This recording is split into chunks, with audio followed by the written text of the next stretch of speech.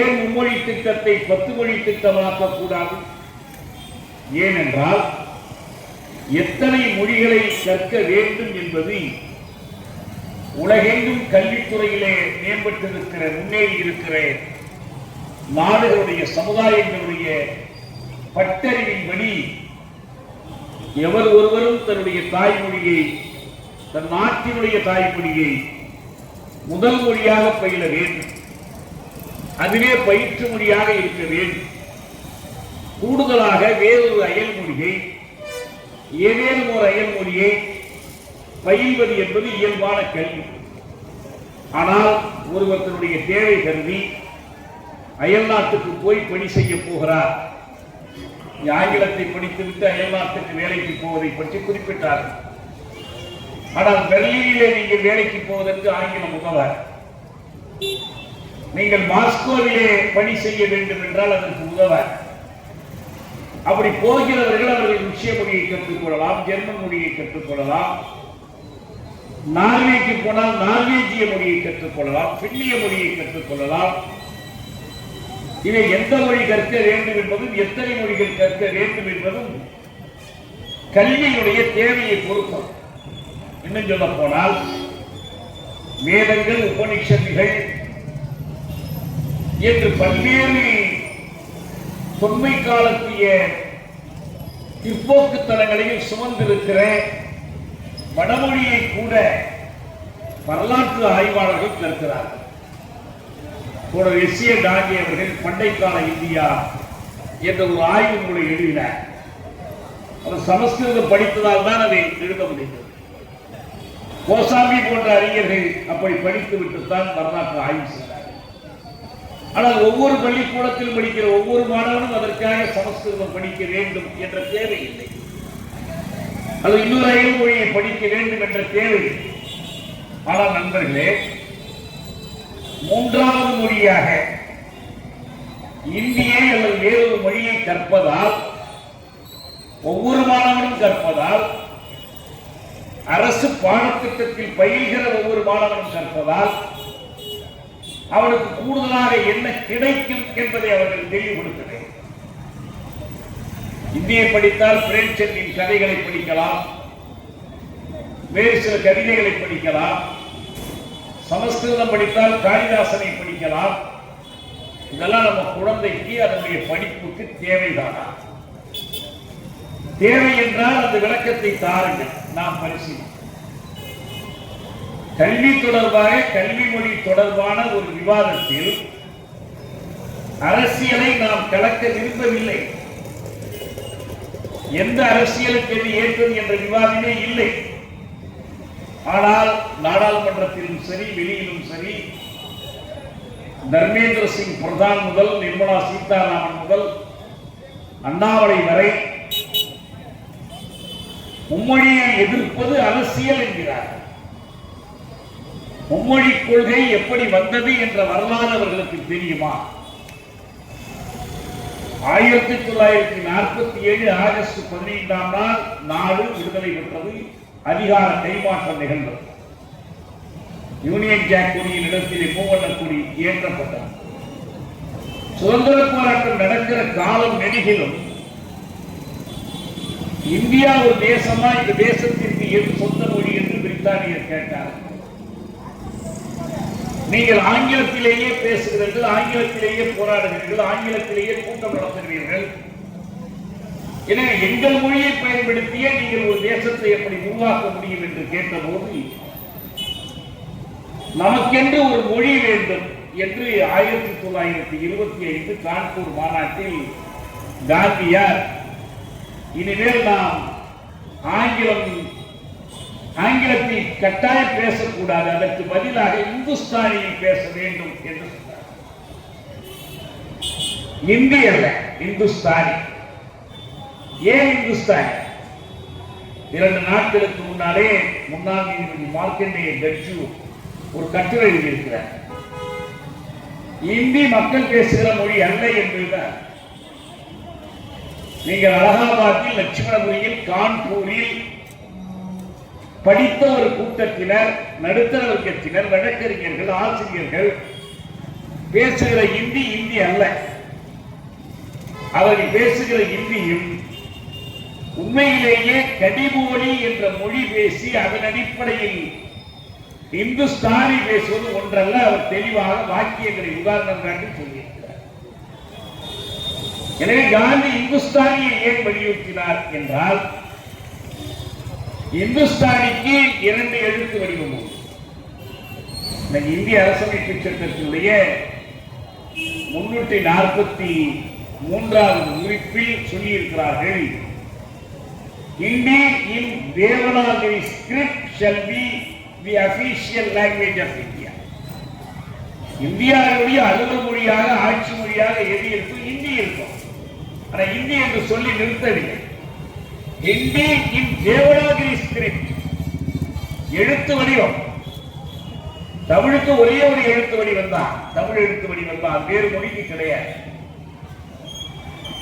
மலையாளத்துக்கு ஒரு எழுத்து வடிவம், தெலுங்குக்கு ஒரு எழுத்து வடிவம், கன்னடத்துக்கு ஒரு எழுத்து வடிவம். இவற்றுக்கிடையே உருவ ஒற்றுமைகள் உண்டு, உச்சரிப்பிலே ஒற்றுமைகள் உண்டு. சிறப்பிழகம் தமிழுக்கும் மலையாளத்துக்கு மட்டுமே உண்டு, வேறு மொழிகளுக்கு இல்லை. ஆனால் தேவநாகிரி ஸ்கிரிப்ட் என்பது அப்படி அல்ல. ஏன் தேவநாகிரி? நாகிரி இங்கு எழுத்து என்று சொன்னால் போதாதா? தேவநாகிரி ஏனென்றால் அது தேவ பாஷையினுடைய எழுத்து வடிவம். எது தேவ பாஷை? சமஸ்கிருதம் தேவ பாஷை. அது இறைவனுக்குரிய மொழி. ஆண்டவனுக்கும் அந்தணனுக்கும் இடையே அந்தரங்க உரையாடல் நடத்தப்படுகிற மொழி அந்த மொழி. அந்த மொழியினுடைய எழுத்து வடிவத்தில் எழுத வேண்டும். எந்த வடிவத்திலே கூடாது? காந்தியார் சொன்ன ஹிந்துஸ்தானி என்பது, அதை நீங்கள் தேவநாகிரியிலே எழுதினால் இந்தியாக இருக்கும், அதை உருது வடிவத்திலே எழுதினால் அது உருதாக இருக்கும். அரபு பாரசீக மொழிகளிலிருந்து பெறப்பட்ட எழுத்து முறை. நாம் இடப்பக்கம் தொடங்கி வலப்பக்கம் நோக்கி எழுதணும். உருது வலப்பக்கம் தொடங்கி இடப்பக்கம் நோக்கி எழுதப்படும். இந்த இரண்டையும் இணைத்து இந்துஸ்தானியை நாட்டின் ஆட்சி மொழியாக்க வேண்டும் என்று காந்தியார் கருதினார். அதுக்கு ஒரு காரணம் இந்து முஸ்லீம் ஒற்றுமை. இந்துக்களுக்காக இந்தி, இந்துஸ்தானி இந்தி, இஸ்லாமியர்களுக்காக உருது, ரெண்டையும் சேர்த்து இந்துஸ்தானி. அரசமைப்பு பேரவையிலே விவாதம் நடைபெறுகிற போது சோசியலிஸ்டுகளும் இஸ்லாமிய உறுப்பினர்களும் ஜனநாயக சக்திகளும் ஒரு கேள்வி கேட்டார்கள். நீங்கள் 25ஆம் ஆண்டு தொடங்கி திருப்பி திருப்பி இந்துஸ்தானி தான் இந்தியாவின் ஆட்சி மொழியாக இருக்கும் என்று சொன்னீர்கள். ஆனால் இன்றைக்கு நீங்கள் ஹிந்தி என்று சொல்வது மட்டுமல்ல, இந்தியின் தேவநாகிரி ஸ்கிரிப்ட் என்று எழுதியிருக்கிறீர்களே, என்ன காரணம் என்று கேட்டார்கள். இன்னைக்கு வல்லபாய் பட்டேலும் ராஜேந்திர பிரசாதும் அவரெல்லாம் சொன்ன பதில் என்ன தெரியுமா? இதெல்லாம் இந்த நாட்டில் கேட்காதீர்கள், இதெல்லாம் நீங்க கேட்கக்கூடாது என்பதற்காக உங்களுக்கு பாகிஸ்தான் கொடுத்து விட்டோம். பாகிஸ்தானை கொடுத்து விட்டதால் இந்த உருது மொழி பற்றி பேச்சு இங்க பேசக்கூடாது, இந்த உரிமையை நீங்கள் கோரக்கூடாது என்றார். பொருள் என்ன? இந்தியின் தேவநாகிரி ஸ்கிரிப்ட் என்கிற அந்த மொழி கொள்கைக்கு பின்னாலே ஒரு மதவாத நோக்கம் இருந்தது. இந்தியா சமய சார்பற்ற அரசு, செக்குலரிசம் அடிப்படை. ஆனால் செக்குலரிசம் என்றாலும் இதற்கு ஒரு இந்து சார்பு உண்டு என்பதால் தான் அவர்கள் இந்துஸ்தானிக்கு பதிலாக இந்தியின் தேவநாகிரி ஸ்கிரிப்ட் என்று சொன்னார். அண்மையிலே ஒரு விவாதத்தை நான் சுட்டிக்காட்டினேன். பாகிஸ்தானிலே எது ஆட்சி மொழி ஆக்கப்பட்டது? பாகிஸ்தானிலே உருது மொழி ஆட்சி மொழி ஆக்கப்பட்டது. ஆனால் பாகிஸ்தானியுடைய பெரும்பான்மை மக்கள் பேசுகிற மொழியா இல்லை.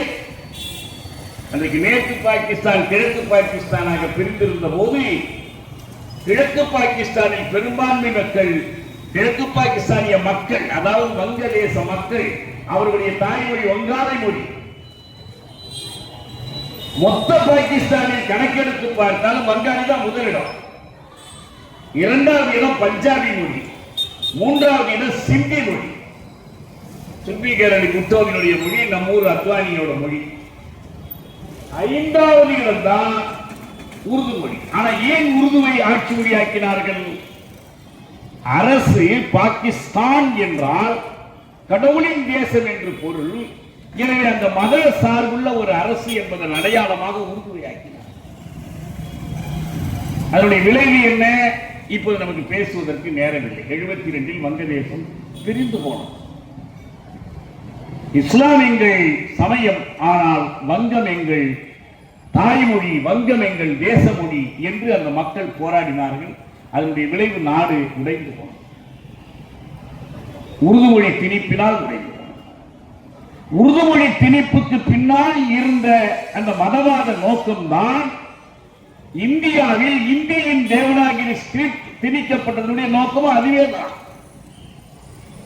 அது வெளிப்படையான இஸ்லாத் அரசு, இது மறைமுகமான இந்துத்துவ அரசு. நண்பர்களே, அப்படி வருகிற போது அவங்களுக்கு ஒரு சிக்கல் உள்ளது. இந்தியின் தேவநாகரி ஸ்கிரிப்டை ஆட்சி மொழி ஆக்க வேண்டும். 1949 நவம்பர் 26 நாள் அண்ணல் அம்பேத்கர் அவர்கள் இறுதி உரை ஆற்றி 1950 ஜனவரி 26 நாள் இந்தியா குடியரசாக அறிவிக்கப்பட்டு அந்த குடியரசுடைய அரசமைப்பு சட்டம் நிறைவேற்றப்பட்டு அந்த அரசமைப்பு சட்டத்தின் படி ஹிந்தியின் தேவநாகரி ஸ்கிரிப்ட் ஆட்சி மொழி ஆகிவிட்டது. 26ஆம் தேதி முதல் அலுவல்கள் எல்லாம் இந்தி மொழியில் அல்லவா நடைபெற வேண்டும். நாடாளுமன்றம் இந்தி மொழியில் அல்லவா நடைபெற வேண்டும். அரசு அலுவலகங்களிலிருந்து இந்தி மொழியில் அல்லவா கடிதங்களும் ஆணைகளும் செல்லல. என்ன சொன்னாங்க அவர்கள்? 15 ஆண்டு கால அவகாசம் கொடுத்து 65 ஜனவரி 26 முதல் இந்திய ஆட்சி மொழியாக. சரி, ஏன் இந்த 15 ஆண்டு அவகாசம்?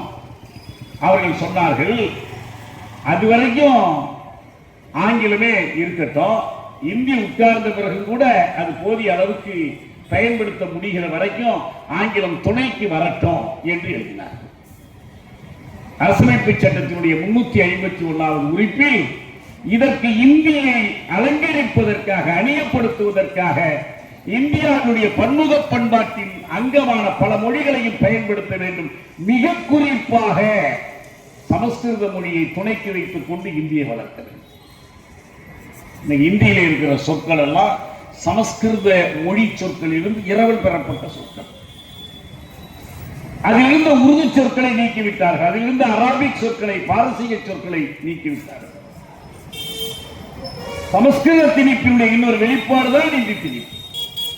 இத்தனையும் செய்தார்களே, ஆங்கிலத்தினிடத்தில் இந்தியை கொண்டு வர ஆசைப்பட்டார்களே. இன்றைக்கும் கேட்கிறேன், அண்ணாமலைகளும் தர்மேந்திர சிங் பிரதான்களும் ஒரு பதில் சொல்லட்டும். ஏன் உச்ச நீதிமன்றத்தில் இந்தியை நீதிமன்ற மொழியாக ஏன் இதுவரை நீங்கள் ஆக்கவில்லை? உயர் நீதிமன்றங்களில் ஏன்? சென்னை உயர் நீதிமன்றத்தில் ஆங்கிலம் தான் நீதிமன்ற மொழி, இந்தி அல்ல. அரசாங்கம் 3 புதிய சட்டங்களை கொண்டு வந்தது.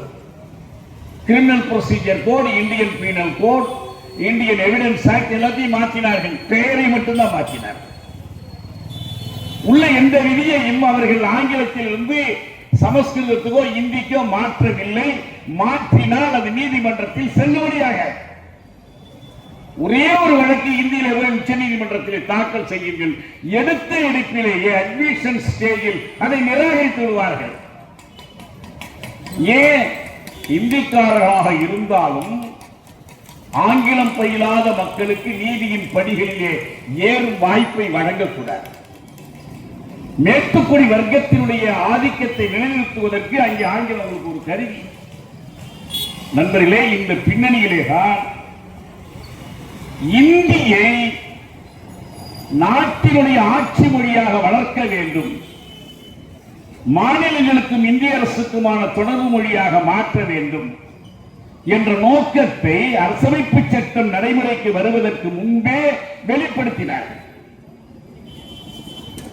இன்னைக்கு பல தோழர்கள் முழக்கங்களில் சொன்னார்கள், உனக்கு இந்தியா வேணுமா, ஹிந்தியா வேணுமா, இந்தியாவா ஹிந்தியாவா என்ற கேள்வியை அரசமைப்பு பேரவையில் முதலாக கேட்டவர் யார் தெரியுமா?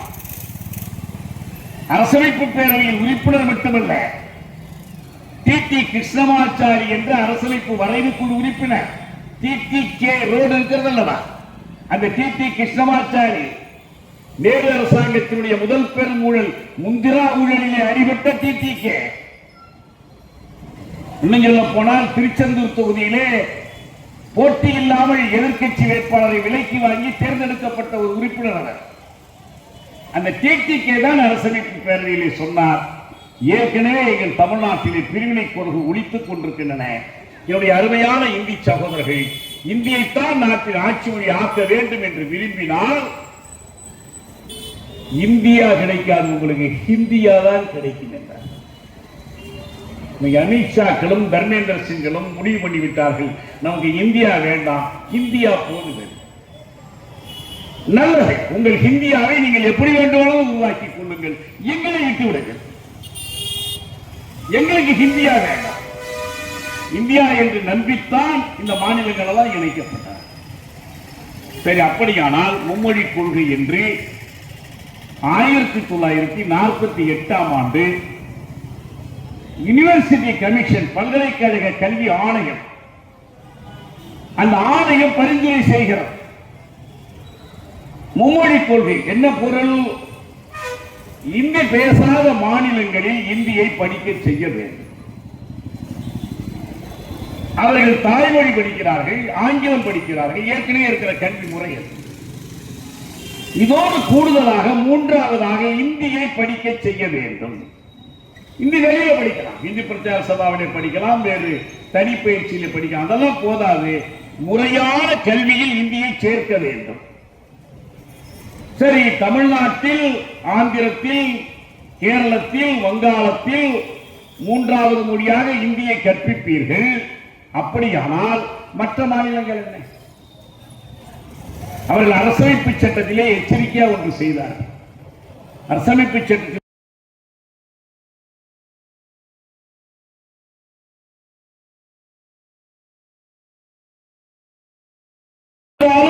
எப்படி சமத்துவமா இருப்பார்கள் என்றால், பிறந்த இடம், சாதி, மதம் உண்டு என்று அரசமைப்பு சட்டத்தில் எழுதல.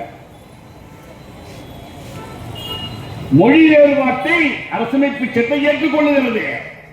அதனால்தான் இந்தி பேசாத மாநிலங்களில் நீங்கள் இந்தியை படிக்க செய்ய வேண்டும். அப்படியானால் இந்தி பேசுகிற மாநிலங்கள், அந்த ஆணையம் சொன்னது, அவர்கள் தாய்மொழியாகிய இந்தி, ஆங்கிலம், கூடுதலாக ஒரு தென்னக மொழி, தென்னாட்டினுடைய ஒரு மொழி 48 எழுதப்பட்டது. நாம் 2025 பேசிக் கொண்டிருக்கிறோம். இதுவரை உத்தரப்பிரதேசத்திலோ அல்லது பீகாரிலோ, ராஜஸ்தானத்திலோ, ஹரியானாவிலோ எந்த மூன்றாவது மொழி கற்றுத்தரப்படுகிறது? பட்டியல் கொடுங்கள். நாடாளுமன்றத்தில் கேட்கிறார்கள் நம்முடைய உறுப்பினர்கள். எதுவுமே கிடையாது. அவர்களுக்கு இந்தியும் ஆங்கிலமும் தான். அந்த ஆங்கிலமும் விருப்ப பாடம். ஆங்கிலத்தில் ஒழுங்காக ஒரு வரி பேச தெரியாது, இந்தி மட்டும்தான் படிக்கிறார். அந்த இந்தியிலும் 60% தேர்ச்சி பெறுவதில்லை. அப்ப இதனுடைய நோக்கம் என்ன? அதை அந்த ஆணையமே சொல்லுகிறது. இப்படி இந்தியை கொண்டு வந்து படிக்க செய்தால்தான் காலப்போக்கில் இந்தியை பெடரல் லாங்குவேஜாக மாற்ற முடியும், அதாவது மைய அரசின் மொழியாக மாற்ற முடியும். இந்தி படித்தால் உங்களுக்கு அறிவியல் வளரும், இந்தி படித்தால் கணிதம் வளரும், இந்தி படித்தால் உங்களுக்கு புலமை பெருகும், இந்தி படித்தால் வேலை வாய்ப்பு, இதெல்லாம் காரணமே இல்லை. இங்கு கட்டப்படுகிற கதைகள். ஆனால் இந்தி படித்தால், இவர்களை இந்தி படிக்க செய்தால் நாட்டின் ஆட்சி மொழியாக இந்தியை ஆக்குவதற்கு அது உதவும். அது உடனே முடியாது, இந்தியிடம் போதிய வளமில்லை. எனவே இந்த 15 ஆண்டுகளுக்குள் இதை மாற்றுவதா இருந்தால் இந்தியை படிக்க செய்யுங்கள், இதுதான் நோக்கம். இது 48 50ஆம் வருடம் அரசமைப்பு சட்டம் இந்திய ஆட்சி மொழியாக்குகிறார்கள். உயர்நீதிமன்றம், உச்ச நீதிமன்றங்களுடைய மொழியாக மேட்டுக்குடியினுடைய மொழி என்பதால் ஆங்கிலத்தை ஆக்குகிறார்கள். 351வது உறுப்பில் சமஸ்கிருதத்திற்கு அரசு வாரி வாரி கொடுக்கலாம் என்று சலுகை கொடுக்கிறார்கள். பிறகு ஒரு கல்விக் கொள்கை பற்றி ஒரு தீர்மானத்தை கொண்டு வருகிறார். அதில் மீண்டும் இதே மும்மொழி கொள்கை வலியுறுத்தப்படுகிறது. 65, 66 63 ஆட்சி மொழி சட்டம் வருகிறது. ஆட்சி மொழி சட்டம் வருகிற போது நீங்கள் இந்தியோடு ஆங்கிலத்தை எல்லா இடத்திலும் பயன்படுத்த வேண்டும். அண்ணா நாடாளுமன்றத்திலே இதை எதிர்த்து தீவிரமாக வாதிட்டார். ஆங்கிலம் தொடர்ந்து பயன்பாட்டில் இருக்கலாம் என்று நேரு சொன்னார். இருக்க வேண்டும் என்று சொல்லுங்கள், அது ஏன் மே ஷல் என்று சொல்லுங்கள் என்றார். ரெண்டும் ஒன்றுதானே என்றார் நேரு. அப்படியானால் எங்கள் நிறைவுக்கு ஷல் இருக்கட்டுமே என்றார். மே போட்டு செய்தார்.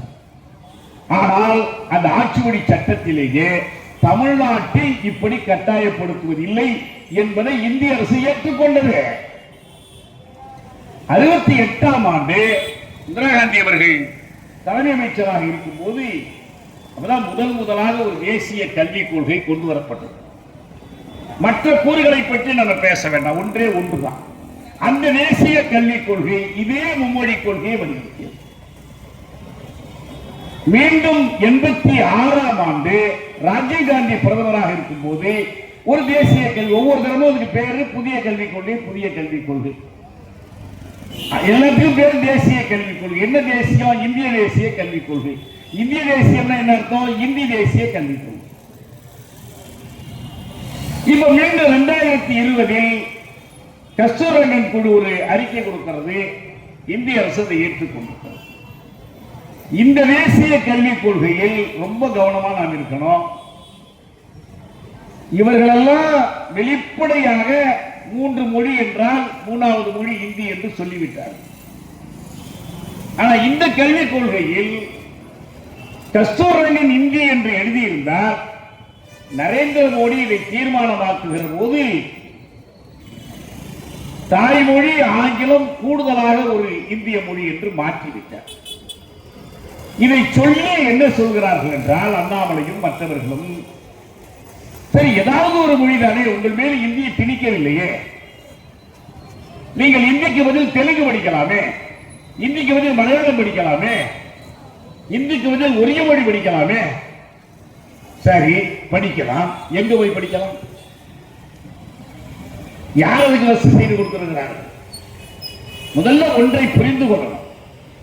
ஒரு மொழியை கற்கிற ஆர்வம் எப்போது வரும் என்றால் அந்த மொழிக்கு அந்த நாட்டில் ஆளுமை இருக்க வேண்டும், ஆளுகை இருக்க வேண்டும். அரசமைப்பு சட்டத்தில் என்ன எழுதியிருக்கிறது? இந்திய ஆட்சி மொழி என்று எழுதியிருக்கிறார். 22 மொழிகள் ஆட்சி மொழிகள் அல்ல.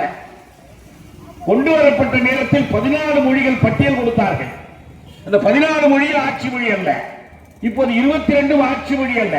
பிறகு எப்படி 22 ஏதாவது ஒரு மொழியை படிக்கலாம் என்றால் யார் எடுத்து படிப்பார்கள்? நீங்கள் இந்த அம்பத்தூரில் இருக்கக்கூடிய நாட்டுடைமையாக்கப்பட்ட வங்கிகளில் தமிழே தெரியாமல் இந்தி தெரிந்த அதிகாரிகள் வேலை செய்கிறார்களா இல்லையா? எப்படி முடிகிறது? அவர்களுக்கு பதவி உயர்வு கொடுப்பதற்கு இந்தியில தேர்வு நடத்துகிறார்களா இல்லையா? நீங்கள் தொடர்வண்டி துறையில், அஞ்சல் துறையில், வங்கி துறையில், எல்லா துறைகளிலும் இந்தி படித்தால் சலுகை, இந்தி படித்தால் பதவி உயர்வு, இந்தி படித்தால் கூடுதல் சம்பளம். அப்படி இருக்கும் போது நீ இந்தியை படிக்க வேண்டாம், நீ தெலுங்கு படிக்கலாம், உருது படிக்கலாம் என்று சொன்னால் அதுக்கு என்ன பொருள்? யாரை ஏமாற்றுகிறது? முதலில் 22 மொழிகளையும் ஆட்சி மொழிகளாக்குவதற்கான சட்ட திருத்தம் கொண்டு வாருங்கள். 22 மொழிகளும் நாட்டின் ஆட்சி மொழிகள் ஆக்கட்டும். அதற்கு பிறகு சொல்லுங்கள் நீ எந்த மொழியை வேண்டுமானாலும் படிக்கலாம் என்று சொல்லுங்கள். அப்படி சொல்லாமல் இப்படி சொல்வது என்ன அர்த்தம் என்றால் இந்தியை மறைமுகமாக திணிப்பது என்பதை தவிர வேறு எதுவுமே இல்லை. இரண்டாவது, நீங்கள் மாநில அரசு பள்ளிகளுக்கு உபதேசம் செய்தீர்கள். என்ன பணக்காரர்கள் எல்லாம் போய் தனியார்ல படிக்கலாம், சிபிஎஸ்இல படிக்கலாம், எல்லா படிக்கலாம்.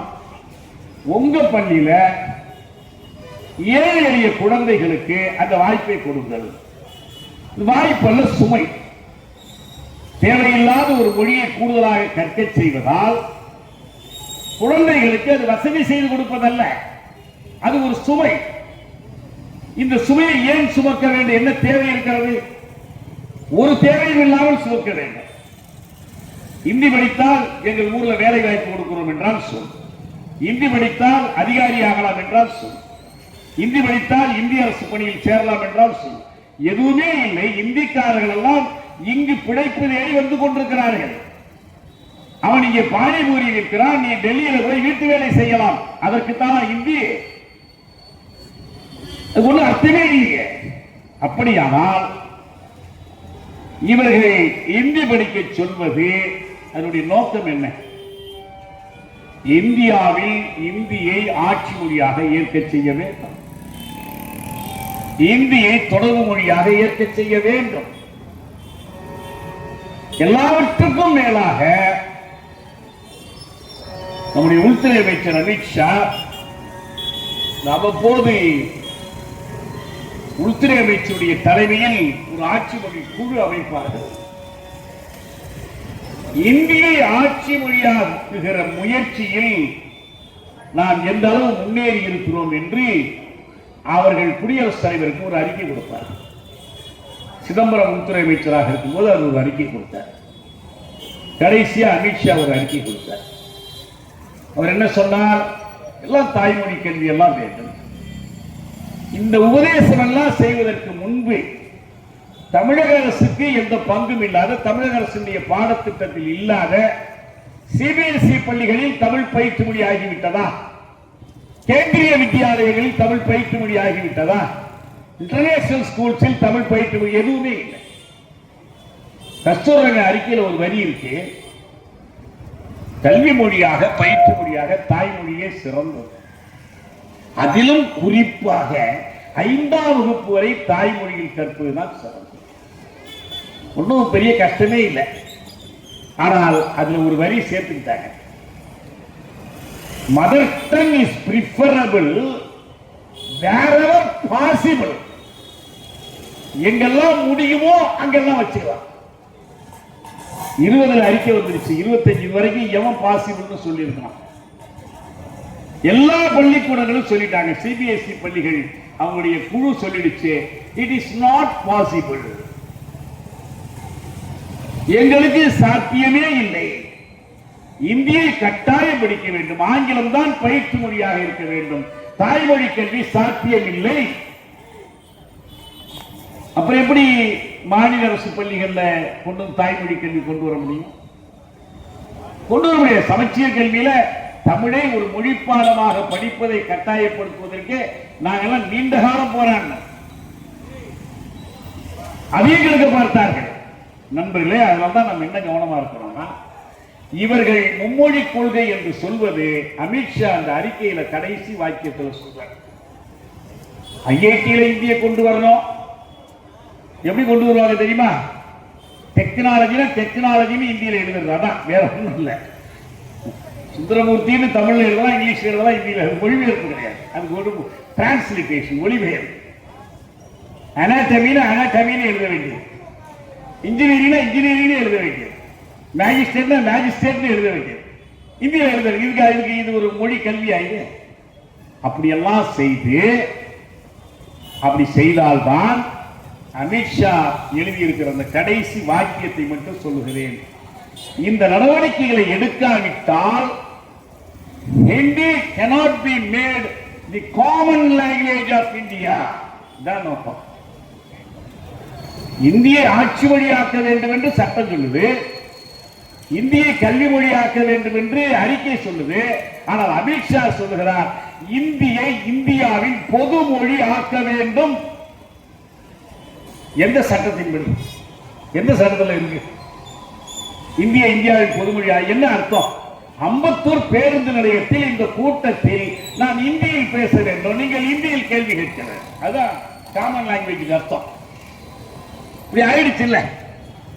குஜராத்தில் எல்லாம் நகர பகுதியெல்லாம் இல்ல ஹிந்தி தான் பேசலாம், மும்பையில ஹிந்தி தான் பேசலாம், கல்கத்தாவில் ஹிந்தி தான் பேசலாம். அது படித்த கூட்டத்தினுடைய பொதுமொழி ஆயிடுச்சு. இங்கு அதை செய்ய ஆசைப்படுகிறார்கள். ரொம்ப சிரமப்படுறாங்க. வணக்கம் சொல்றதுக்கெல்லாம் எவ்வளவு கஷ்டப்படுறாங்க மோடி. பேசாம நமஸ்தே சொல்லிட்டு போடுவாரு.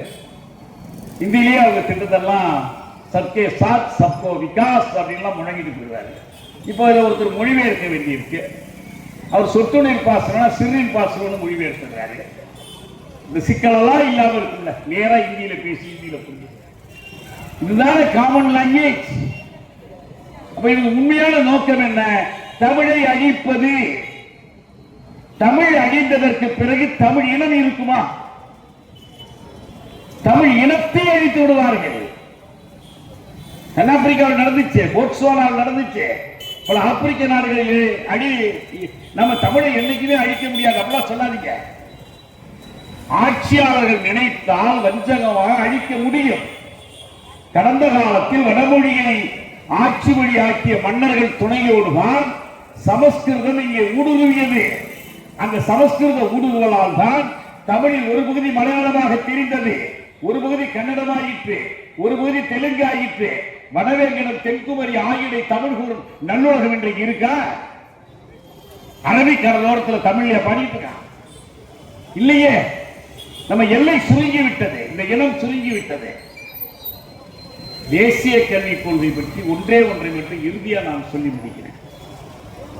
இது ஏன் நாம் மிக கடுமையாக இருக்க வேண்டும் என்றால், தமிழ்நாட்டில் இந்தியாவின் பிற பகுதிகளோடு ஒப்பளவில் தான் நம்ம இதற்கு மேல் முன்னேறி இருக்கலாம், இதற்கு மேல் வளர்ந்திருக்கலாம். இன்றைக்கு இருக்கிற துயரங்கள் இல்லாத ஒரு வாழ்க்கை அமைத்துக் கொண்டிருக்கலாம். நான் சொல்ற அமர்த்தியா சென் சொல்ற தமிழ்நாடு மட்டும் இந்தியாவிற்கு அடங்கிய நாடாக இல்லை என்றால், ஒரு சுதந்திர தமிழ்நாடாக இருந்திருக்குமானால் எல்லா ஐரோப்பிய நாடுகளை விட முன்னேறிய நாடாக இந்த தமிழ்நாடு இருக்கும் என்று நோபல் பரிசு பெற்ற அமர்த்தியா சென் சொல்ற. அப்படி இல்லை. ஆனால் இன்னைக்கும் நம்ம பீகாரோடு ஊபியோடு வடமாநிலங்களோடு ஒப்பிடும் போது ஒரு முன்னேறிய நாடு. தமிழ்நாடு கேரளமும் கல்வியில் உயர்ந்ததால் எல்லாத்திலும் உயர்ந்திருக்கிறார். இன்னும் உயரம் அது தனி, அதுக்கான போராட்டம் தனி, அதுக்கான முயற்சிகள் தனி. ஆனால் இந்த கல்விக் கொள்கையின் வழியாக அவர்கள் என்ன செய்கிறாங்கன்னா, 3ஆம் வகுப்புல பொது தேர்வு, 5ஆம் வகுப்புல பொது தேர்வு, 8ஆம் வகுப்புல பொது தேர்வு. எதுக்கு? என்னன்னா வடிகட்டுறது. தமிழ்நாட்டில் நான் ஏற்கனவே மக்கள் தொகையோடு ஒப்பிட்டால் உயர்கல்வி படிக்கிறவருடைய விழுக்காடு 50 விழுக்காட்டுக்கு மேல். இந்த கல்விக் கொள்கை ஒரு அனைத்து இந்திய சராசரி சொல்லுது, அது 27 விழுக்காடு. இந்தியா முழுவதிலும் பட்டப்படிப்பு படிக்கிற வாய்ப்பு பெற்ற மக்கள் எண்ணிக்கை 127, தமிழ்நாட்டில் 150க்கு மேல் 52. இந்த கல்விக் கொள்கையுடைய நோக்கம் என்னன்னா, 2050ஆம் ஆண்டுக்குள், அதாவது இன்னும் கால் நூற்றாண்டுக்குள் இந்த எண்ணிக்கையை 50ஆக உயர்த்துவது. அப்ப நம்ம எங்க இருக்கணும்? 50ஆக உயர்த்தும் போது இந்த கிராஸ் என்ரோல்மெண்ட் ரேஷியோ, ஒட்டுமொத்த மாணவர் சேர்க்கை வீதத்துல நாம் 50 75 இருக்கணும், 100 இருக்கணும், 100 விழுக்காடா இருக்கணும். ஏற்கனவே கேரளம் 90 விழுக்காட்டுக்கு மேல இருக்கிறாங்க. இதை தடுத்து குட்டிச்சுவராக்கி நம்முடைய குழந்தைகள் மேற்படிப்புக்கு போகாமல் வடிகட்டி, சரி வடிகட்டி தான் என்ன பண்ணுவீங்க? ஐயோ என் படிப்பு போச்சு, கவலைப்படாத, விஸ்வகர்மா யோஜனா வருது. உங்க வீட்டுல அப்பஞ்சேரி தொழிலை நீ போய் கத்துங்க, நாங்க இதெல்லாம் பேங்க்ல கடன் கொடுக்கிறோம். இதான குலக்கல்வி திட்டம். ராஜாஜி கொண்டு வந்து தமிழ்நாடு எதிர்த்து முறியடித்த அந்த குலக்கல்வி திட்டத்தை மீட்டுயிர்க்கிற முயற்சி இது. தமிழ்நாட்டை தற்குறி நாடாக மாற்றுகிற முயற்சியில் பாஜக RSS ஈடுபட்டுள்ளது. அப்ப இந்த 65ஆம் ஆண்டில் நம்ம இந்த ஆட்சி மொழி என்ற ஒரு பிரச்சனைக்காக போராடியதை போற்ற எவ்வளவு பன்மடங்கு ஒற்றுமையோடு, பன்மடங்கு வீரியத்தோடு, பன்மடங்கு உறுதிப்பாட்டோடு ஒரு அறப்போரை தொடுக்க வேண்டும் என்ற தேவையைத்தான் இந்த போராட்டம் நடத்துகிறது. ஏதோ முதலமைச்சருக்கும் அந்த அமைச்சருக்கும் நம்ம எம்பிக்களுக்கும் ஒரு அமைச்சர் அப்படிப்பட்ட பிரச்சனை இல்லை. இது தமிழ் மக்களுக்கும் இந்திய ஆளும் கும்பலுக்கும் இடையிலான ஒரு முரண்பாடு. இதை புரிந்து கொள்ள வேண்டும். இந்த அம்பத்தூரில் எப்படி கட்சி வேறுபாடுகள் எல்லாம் கருதாமல் எல்லோரும் ஒன்று சேர்ந்து இந்த போராட்டத்தை முன்னெடுத்திருக்கிறோமோ, இதை ஒரு வழிகாட்டியாக கொண்டு தமிழ்நாடெங்கும் இந்த போராட்டங்களை முன்னெடுக்க வேண்டும் என்ற விருப்பத்தை கூறி வாய்ப்புக்கு நன்றி கூறி விடைபெறுகிறேன். வணக்கம்.